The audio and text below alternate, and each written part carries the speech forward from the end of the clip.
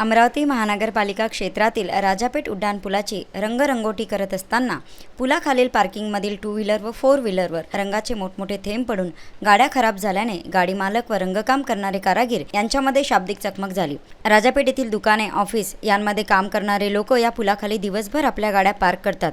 रंगकामाची कोणत्याही प्रकारची पूर्वसूचना न देता कारागिरांनी रंगकामाला सुरुवात केली।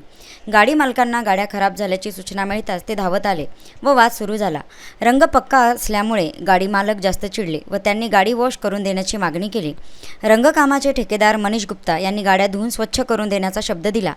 मैंने इधर का शूट नहीं बोला था, काका थोड़ा अनपढ़ है, उनको मुझे पता नहीं। उनका राजापेठ का एक भाग बोला था, वो भाग उधर से था अपना राम मंदिर के पास का, यहाँ ट्रैफिक नहीं है। ठीक है, अभी इनकी जितनी गाड़ी है उनका मैं वॉश करवा के दे रहा हूँ। सदर कामाचे मूळ ठेकेदार सुनील राणा असून त्यांना विचारून गाड्या स्वच्छ करून देण्याचे आश्वासन दिले। या ठिकाणी प्रवीण राणे, मोहित ढोले, मोहम्मद वसीम खान, निखार खान, ज्ञानेश्वर सांगळे, प्रवीण चांड आदी लोकांची वाहने रंगाने खराब झाली, तर रंगकाम करणारे कारागीर शेळके व युवराज हे आहेत। या सर्वांनीच गाडी मालकाची माफी मागत आम्ही गाड्या स्वच्छ करून देऊ असा शब्द दिला।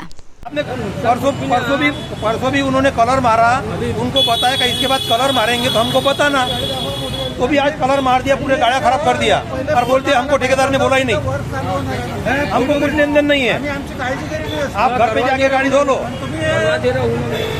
मला सांगा, आम्हालाही वाटते की अमरावती ठीक असली पाहिजे, अमरावती पण चांगलं असलं पाहिजे, पण याचा अर्थ असा नाही आहे ना मॅडम की तुमच्या या कामामुळे आमचं नुकसान झालं पाहिजे, हे योग्य नाही आहे ना।